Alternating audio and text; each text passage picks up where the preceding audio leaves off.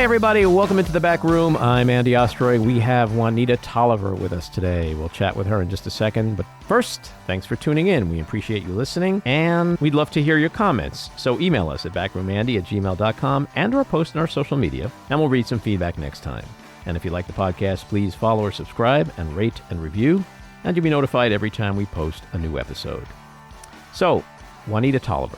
She's an MSNBC political analyst, an opinion contributor for theGrio, and a contributor for SiriusXM Progress. Previously, she served as the Director of Campaigns at the Center for American Progress. She's a graduate of the Fletcher School of Law and Diplomacy at Tufts University and the University of North Carolina at Chapel Hill. Her new book is A More Perfect Party: The Night Shirley Chisholm and Diahann Carroll Reshaped Politics. And it's on sale January 14th. Juanita, welcome into the back room. Thanks so much for having me, Andy. Thrilled to be back here with you. So congrats on the book. It's on sale the 14th. Oh, thank you so much. January 14th it comes out. So start us off with a little background. In 1972, New York Congresswoman Shirley Chisholm broke through gender and racial barriers in American politics when she became the first woman and first black woman to run for president. So give us a little bit of who this iconic woman was before her historic campaign. Oh, before her historic campaign, I mean, she's the daughter of immigrants who knew there was power in where she came from. Her parents were from Guyana and Barbados, and a large chunk of her childhood was actually spent in Barbados with her grandmother on a farm. And she learned there the power of discipline, determination, and pride as a tool for never shrinking. And I think that showed up throughout her political career. As an adult, it showed up when she chose to run for Congress, when a new district was created in New York in her community. It showed up in spite of all the naysayers telling her that she's skipping line and she needed to wait her turn. But she knew that she had power. She also knew she had power with community. And that's something that she relied on heavily throughout her journey politically and in influencing who the country, who her community, who her world sees as viable leaders. This is someone who came up through the ranks in local democratic organizing, who never shrank herself. And again, I point back to her childhood upbringing in Barbados. I point back to her experience going to school in a one-room classroom with 125 other students as a marker and understanding where she came from, but also understanding and developing the tools, whether that's her intellect that truly outdid a number of people she encountered in Congress repeatedly when she had floor debates and other interactions, but also in terms of standing up in alignment with community. I think that was the backbone. That was a key driver in her ability to put forward policy that, if people had listened to her, would have changed this entire country. Policy that she would have benefited from as a girl growing up during the Great Depression, family living on public assistance, like as a girl growing up where she could have used something like a basic family income, which she proposed as a member of Congress, which was batted down repeatedly and ignored. Policies around starting a national network of child care centers so every family, every parent would have access to it, something that candidates are still running on today. And so she brought a lot of her identity to her policy perspectives, but she brought forward the power of community and coalition building in everything that she did, because that was the core of what carried her through her political career as well. And share with us the story of how you came across this particular subject and the idea to write this book. Well, I have always been drawn to Shirley Chisholm as a powerful figure, right? Like I think something that I've always admired about her is that every time she stepped up to a microphone, every time she had a platform, she did not mince words. It didn't matter who she was speaking to. Again, constituents on the street in Brooklyn versus the hallowed halls of Congress. She did not care. She was authentically herself in every environment. And this was during a time, not 2024, right, during a time when it was, not typical of people of color to speak out that way. Absolutely not. And one of the things that reflects that explicitly. Two stories from the Capitol Hill experience, as she was the first Black woman elected to Congress.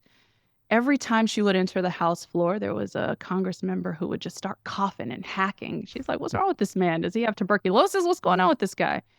Every time she walked past his desk, he would pretend to spit at her into his handkerchief. So when you talk about it wasn't the norm to have a Black woman or a Black person or a woman speaking out clearly and directly in 1972, this is some of the response that she received. I think the other part of that was the member in Congress who would block her way in the halls of Capitol Hill and say, 42.5. I can't believe you make what I make. 42.5, $42,500 was the salary of every member of Congress. And he just couldn't believe that a woman and a Black person was making the same amount of money annually that he was. And so it's not lost on me the power that it takes to go back into that type of environment every single day and to speak up loudly. And so I knew these things about her going into this project, but I wanted to explore the humanity behind it because I know it is lonely and painful when you're breaking barriers. And so I started to contact people who had worked with her, who knew her personally, one of whom was former Congresswoman Barbara Lee of California. And she's someone who was a mentee of Shirley Chisholm. In fact, Barbara Lee wasn't even registered to vote when she tried to work on Shirley Chisholm's campaign as a 20-something in 1972. So the first thing Shirley Chisholm did was waved her hand in her face and said, little girl, you need to get registered to vote. The second thing that happened, though, in my interview with Barbara Lee was that she casually stated, and I was the one who took Huey P. Newton to Diahann Carroll's house to meet Shirley Chisholm for the first time, to get the Black Panthers involved with the campaign. Oh my God, Andy, I screamed. Like, I couldn't believe it. I said, excuse me, what? Casually, the Congresswoman said, well, I mean, that's just what it was like working for Shirley.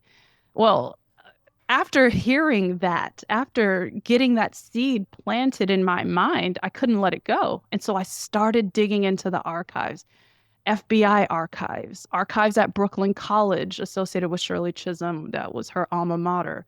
Archives of the LA Times, digging for anything that could corroborate this story. And when I tell you, every time I found another person who was there, every time I saw an image of Diahann Carroll's home where she hosted this event, I was taken aback. There's just so much richness in this moment. And I was delighted to bring it back to life in a way that hopefully people can identify with, because each chapter, I take them into the party through the perspective of a person who was there. Mm-hmm. Those people include people you would never have expected to be in the same room. Mm-hmm. I'm talking about music industry icon Berry Gordy. Seeing the image of him wrapping Diahann Carroll up in a hug and kissing her on the cheek at this party was wild. There was, of course, Huey P. Newton, as Congresswoman Barbara Lee told me. Having him in the same space as someone like Berry Gordy or Oscar award-winning actress Goldie Hawn knocked me over. Like, it took my breath away. Mm-hmm. And I'm just, again, delighted that I could access this research. Shout out to every librarian and archivist and historian who helped me along the way in doing that, because this is history that people should know about because it can help us navigate politics today. This is history that I'm so grateful to have been able to put on the page so that it's something that people across generations can explore and learn from. Mm-hmm. The book does focus on this transformative night at a fundraiser at the Beverly Hills home of performer and activist Diahann Carroll on April 29th, 1972. Tell us what took place that evening and how, as the book title states, did this event serve to reshape politics? So what took place that evening was honestly the first Black woman to star in a network sitcom, Diahann Carroll, tag teaming with the first Black woman to run for president, all in the name of driving change. Because one thing that these two women have in common is that they carve through the steel of discrimination and racism and sexism to chart new courses in their respective careers. Diahann Carroll, of course, in film, television, and theater, and Shirley Chisholm in politics and pop culture. And that night, by opening up her home, which, let's just one moment for her home, featured fireplaces in nearly every room, had a floor-to-ceiling wine cellar, had a sanctuary kind of courtyard full of lush citrus trees and a black tile veranda and pool, of course, with a waterfall feature, no less. Diahann Carroll opened her home, but also her network, into exploring Shirley Chisholm, getting introduced to her presidential campaign. And I started to mention the guest list, but what was so special about people like Berry Gordy, Flip Wilson, Goldie Hawn, David Frost, the renowned British journalist, being in this one space is that they reflected the coalition that Shirley Chisholm was working to build within her campaign. And so none of this would have happened if Diahann Carroll didn't see power and possibility in Shirley Chisholm's candidacy, which she launched by challenging people to change their notions about who she was, her identity, and who was automatically deemed to be a leader. Remember, in her 1972 presidential campaign speech, she said, "I am Black. I'm proud to be Black, but I'm not the candidate of Black people. I am a woman. I am proud to be a woman, but I am not the candidate of women." Diahann Carroll did the same in her professional roles, where she was heavily involved in the writer's room on shows like Julia, where she was depicting a Black woman living in middle class, working as a nurse, raising a child on her own as a widow. She also did the same later on in the wonderful show Dynasty, where she told the writers, "Hey, I have two goals. One, I want to be the first Black bitch on television because Black people haven't been allowed to play that role. And two, I want you to write this character as though you're writing for a white man, to disabuse yourself of any limitations you would place on me as I challenge other characters on this show." That type of guts, that's the only way they could bring people in like the guest list that rivals red carpets today. So that night, having these individuals together, it reflected bits of Shirley Chisholm's coalition, as imperfect as it was. And what I do is I zoom in on each guest within this party in each chapter, highlighting that lens. For example, with Goldie Hawn, I go into the white feminist movement because Goldie Hawn, starting her career as a go-go girl to the comedic show she starred in, was dismissed as someone who was playing a ditzy blonde, when in reality, she said, "No, I am taking on roles that I choose to," which is the power of feminism. Right. But with that came fractures. And so I explore the fractures within the feminist movement, between white feminists and Black organizers, within the coalition that was attempting to support Shirley Chisholm. That's how her being in that room at Diahann Carroll's home helped to shift the dynamic. That's how I'm challenging readers to identify themselves within each of the guests featured in this book. I appreciate also being able to highlight someone like David Frost, who represents how the press treated candidates like Shirley Chisholm or ignored them entirely. In this chapter on David Frost, there is a little bit of tea that I spill about his relationship with Diahann Carroll, their rumored engagement at the time, which is awfully fun to explore. But what brought me even more delight was going back to a 1969 interview he had with Shirley Chisholm, where he highlighted her humanity at a time when other press outlets were merely referring to her as the aggressive freshman congresswoman from New York who was taking up space as a Black woman, the first Black woman in Congress, where reporters were saying she was militant in her demand to have a new committee assignment after being assigned to the Committee on Agriculture and Forestry, again, representing Brooklyn. Right. She's like, "There's maybe 2 trees in my district. Come on." And the will and gumption that she had in 1969 to demand a new committee position on the House floor, in a moment when she was being attacked for that, British journalist David Frost was able to highlight her in a new way, talking through the barriers that she had to navigate in terms of negotiating with other members of Congress, as I mentioned before, who disrespected her on a daily basis.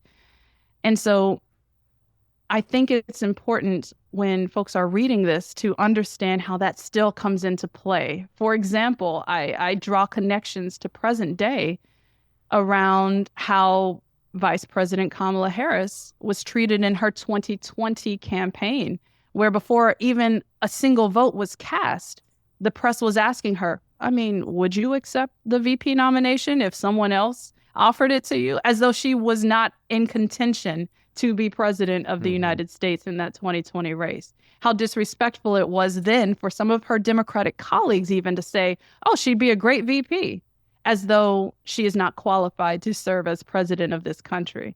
So I try to weave it all together in a way that is accessible for readers, because there's so much to learn from this history, because sadly, it's being repeated with candidates through today. Sure. And I want to ask you about that in a minute, but it's such an interesting way to move the story along, to have each chapter focus on a consequential party attendee. Was that always the structure that you intended, or did you start out Absolutely differently? not.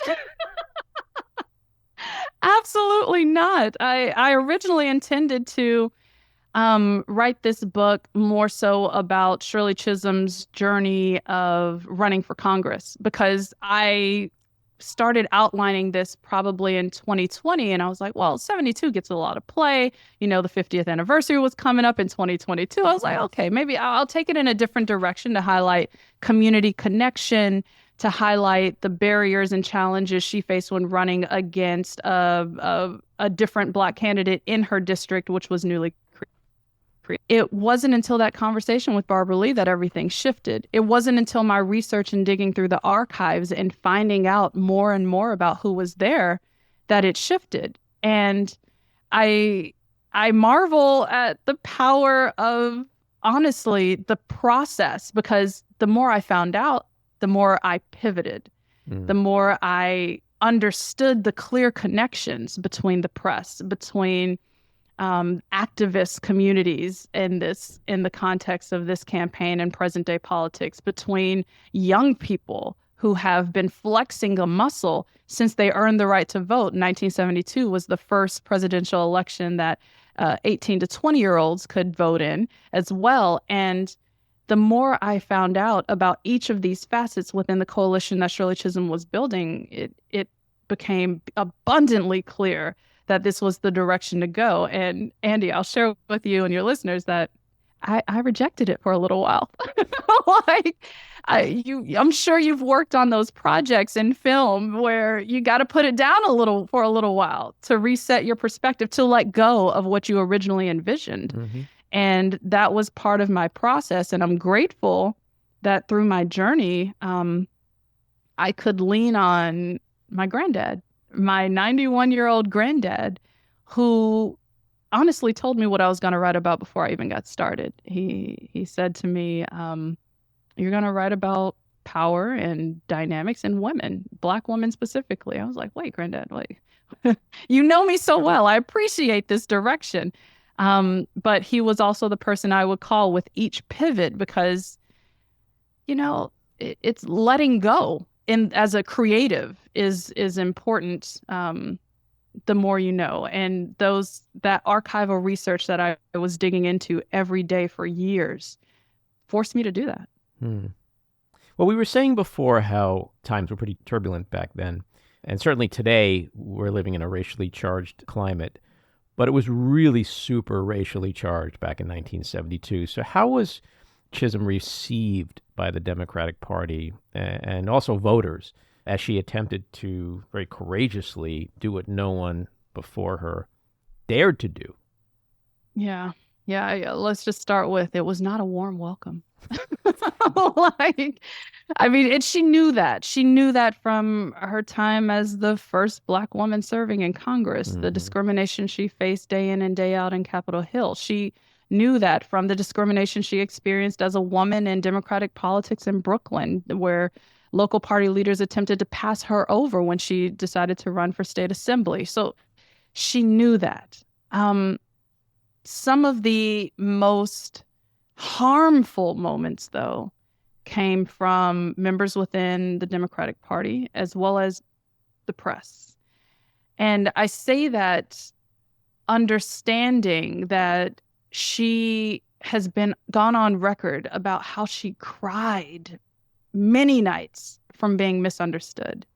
Because within the Democratic Party, there were two responses to an anomaly. And I say an anomaly specifically because they didn't seem to understand how to handle a woman or a Black person seeking the highest office in the land. And at her identity as a woman, a lot of the attacks came from Black men within the Democratic Party. Black men who deemed themselves to be next in line. If anyone was going to take on the challenge of running for president as a Black person, it would be a Black man. And I, in my research, found clippings from the New York Times where members of the Congressional Black Caucus, which Shirley Chisholm found side by side with these other members, went on the record to denigrate her, say that she was an ineffective congressperson, to jokingly say when the reporter asked, what do you think about Shirley Chisholm's campaign? Who, they would say, mockingly, dismissively, harmfully. And that continued in the press where deep into the primary season, she was being left off of debate stages, omitted from conversations, to the point where she had to file a lawsuit to appear on the same programming as the primary competitor she was facing off with. What's unfortunate is that there was never a moment for her to stand in person on a debate stage to go toe-to-toe with her competitors, to call them out, to challenge them on their policy positions. And even when she did ultimately appear on television with these individuals, they didn't know how to react. It was kind of as though they were treating her as though she was radioactive. Some of them would dismiss her entirely and not engage with her in the conversation. Others would echo her sentiments, knowing that they didn't want to alienate Black voters by disrespecting her on a television program. And so it just was a reminder that voters, the press, the Democratic Party did not know how to handle someone who didn't fit their mold. But what I appreciate is that at the conclusion of her campaign, she appeared on Meet the Press with some of the other Democratic primary challengers. And she declared, I've done something that this country has never seen before. I have broken the ice. And this singular run is not the end of it, because it's going to take years of unlearning and challenging notions of who is allowed to be a leader in this country, who is automatically seen to be a leader in this country, and who is therefore listened to drive change. And there was nothing more striking than that interview I watched of her decades after all of this. I believe it was recorded in the 80s or early 90s, when she talked about how hard it was. And when I think about just the physical imagery of a 5'2", 90-pound Black woman challenging an entire system and the perpetrators of the system who benefit from it every day, who, while her opponents were jet-setting across the country in private planes, she was relying on volunteers to drive her from city to city, town to town, to speak about her campaign. Someone who didn't have money for ad buys on television, but was sending out one copy of a flyer to different pockets of the country where local volunteers set up their own Chisholm for President organizations to photocopy and then distribute in their communities. She knew what she was getting into, but it didn't stop her. You know, listening to you speak, it's hard not to immediately think that 52 years later, the sad truth is that, judging from what we now know about the Harris campaign, that Black men still have a very hard time looking at a Black woman as a potential president of this country. I say Black men, I say men in general have a hard time looking at a woman, no less a Black person, as a leader or a potential leader of this country. It showed up again and again and again on the campaign trail. It showed up in the press coverage. It showed up in the attacks from the right. It showed up in so many different ways that it undercut what the vice president was attempting to do. And I remember being on air the day after the election, that morning after it was called. And this is something I immediately called out, and everybody kind of bristled. And I was like, what do you mean? Why are you surprised? And somebody on set said, well, I also think it's because she made men feel bad. And I was like, wait a second. We're dealing with the fragile male ego again. I'll color me surprised. And I don't think they were able to connect in their minds that we were saying the same things, because what's unfortunate is that in this country is that sexism still is a primary form of currency in politics. Like, add on a little bit of racism. Yeah, I mean, I've been so surprised these 2 months in the conversations that I've had of the amount of prominent people in the media industry, in the political arena, who at least publicly are still so afraid to say what I think is the real tragic truth of this past election, and that is it was all about, or mostly about, sexism and racism. Yes, eggs are expensive, but I don't think egg prices would have mattered if a white man was running against Donald Trump. And so we see from the Chisholm era that it's 52 years, and in a lot of ways, nothing has changed. When I tell you, I was screaming that with every chapter that I wrote. I kept saying, it's the same. And she called it, and she held it up in front of all of our faces. Well, not mine, because I wasn't alive, but everybody who was alive, their faces, they were confronted with it, and they dismissed it. I think today, looking forward, it's still showing up in the fact that the slate of candidates running for the Democratic Party chair are largely white and male. I think Marianne Williamson is the sole woman in the race, and it shows that the playbook, unfortunately, perceived playbook of power hasn't changed. Sure, and even not that we should be surprised by this, but if you look at the slate of the incoming 17 potential cabinet appointees of Donald Trump, they're all white men. So that's the Republican Party. Kash Patel aside, right? Kash Patel aside. But there's something that comes along with that in the sense of self-loathing and proximity to white supremacy that makes him feel part of the club until he's not, as Vivek Ramaswamy is learning as of late. But I think the truth is so that Shirley Chisholm called a lot of this. She confronted a lot of this.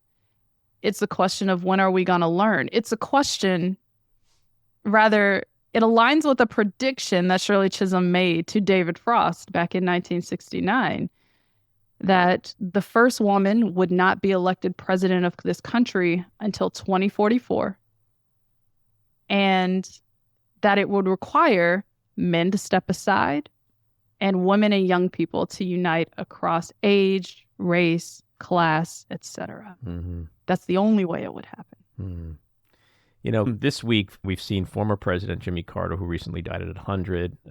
His body currently lies in the state of the U.S. Capitol. Shirley Chisholm would have been 100 a few weeks ago.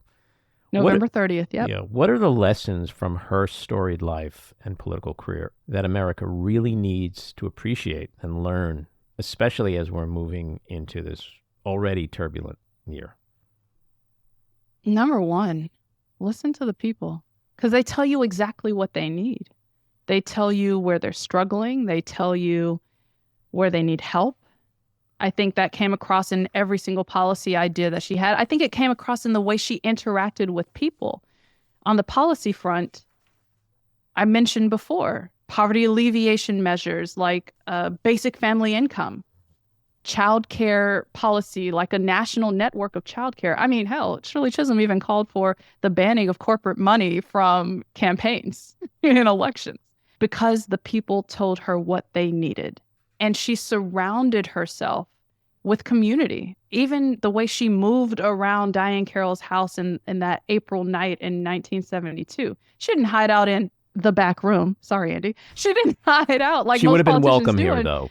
She would have been welcome, but she didn't hide out and wait for the crowd to get there so she can make her pitch and then fundraising call for action. No, she went person by person, speaking to them, engaging with them, and she was charming on top of it all. But she listened to them. I think it parallels how she acted as a member of Congress, going on a series of college campus tours, going to visit people in community centers, speaking at programming for young women who were teenagers and pregnant and encouraging them to still go to school.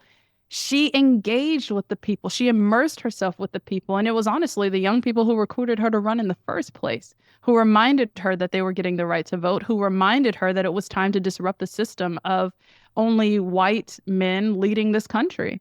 They brought her on. She didn't have that idea on her own. Young people did that for her. So listening to the people, learning from the people, assuming that you have something to learn from them. But also the other thing that people should learn from Chisholm's legacy is that there is power in losing. There's power in losing because it allows you to shift. It allows you to reject the old playbook. And in 1972, she gave the nation proof of concept. She knew she wouldn't win. She knew there was no way she would win. But what she did was showed people what's possible. That possibility is what appealed to Diahann Carroll to have her in her home in the first place, to invite her full network in, to learn about her in the first place, to make statements to the LA Times and other media outlets about her candidacy that other people honestly didn't know about. Well, that power. I was going to say, that's a real interesting contrast to present-day politics because Kamala Harris believed she would win, and we all kind of thought she was going to win too. And so my question to you, especially as a Black woman yourself, how concerned are you about that glass ceiling, that ice being broken eventually, how long it may take for it to be broken? And most specifically, do you think the Democratic Party is now really gun-shy going into 2028 in terms of putting up a woman or putting up another Black woman? Because of the fears. Your listeners can't see me, but I'm shaking my head furiously. 100% because it was all about risk, Andy. Yeah. Shirley Chisholm took a risk. She put herself out front. And that's why when you ask about concern about how long it'll take to break this barrier, I'm not concerned because I know Black women will still be putting ourselves out to take the risk. Now, is the Democratic Party always going to be the vehicle? Probably not. Knowing and seeing how risk averse they are now with the, again, slate of Democratic candidates or candidates running to be the next Democratic Party chair, right? Thinking about the policies, right? Like, no, they are not taking risks. They are not learning from losing. And I do want to recognize that Vice President Harris did have a massive 107-day presidential campaign, an abbreviated effort, which she was thrown into unsuspectedly, right? She didn't expect to be there. What I appreciate about her stepping up is that took courage. And she didn't hesitate to step into that role, much to the chagrin of other power players in Washington, D.C., who will remain unnamed. But I also feel frustrated that it was only 107 days, that she didn't have a full actual presidential campaign, that she didn't have the runway to actually take risks in terms of policy ideas, in terms of what she wanted to communicate to the country as she was actively still serving as vice president. Do you think it would have mattered, though, honestly? I mean, we had two of the most qualified candidates in history, both women, one a Black woman, run against the same evil monster and lose. Well, I mean, that's where confronting the power of white supremacy long-term comes into play. That's also where Shirley Chisholm's recommendation of women including white women. Please, please, everybody, if you read one chapter of my book, start with the white feminist chapter. Because women, young people uniting across race, age, and class is the only way change will happen when women understand their power. Women don't yet understand their power part and parcel because 53% voters. I mean, we white can really women continuously support Donald Trump because of proximity to power and supremacy. Therein lies the critical ingredient. Yeah, but when you look at the turnout percentages in this country of all voters, which is usually around 55%, people don't understand their power. Doesn't matter what shape, size, color. Because I appreciate that you emphasize that point, because government should be afraid of us every time there's an election, every time we call their office, every time we demand of the people, accountability. by the people, for the people. Like, we are the government. We control it all if we know it, right? If we believe it and do something with it. So emphasis on if we know it, because one thing I haven't touched on yet is that Shirley Chisholm was an educator. She went to Brooklyn College. She became a teacher. She actually understood the power of education in this country and empowering the people. That's why she was always focused on returning power to the people through education. That's the only way to realize it. And what's happening in this country? Literacy rates have nosedived consistently for decades. That is the key to education. Reading, learning, exposure. But it's also the key to Donald Trump and the Republican Party is to dumb down America, get rid of the Department of Education, keep people stupid so that they can continue to lie and gaslight. I mean, that's the real problem we're facing right now. It's two-tiered. One, people not having the baseline understanding and education to be able to clock the misinformation.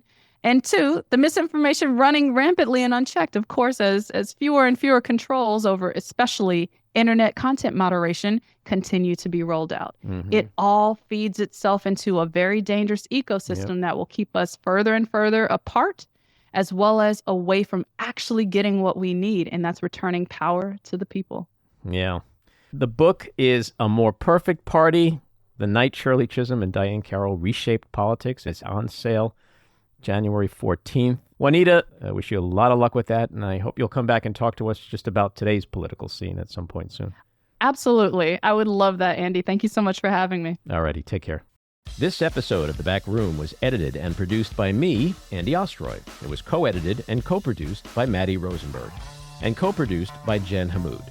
Our theme song was composed by Andrew Hollander, and our logo was designed by Cricket Lengyel. And special thanks to Patricia Wind. Please take a moment to rate and review the podcast, and also follow or subscribe. Until next time, keep your eyes on Washington, Hollywood, and your own backyards, and have a great week.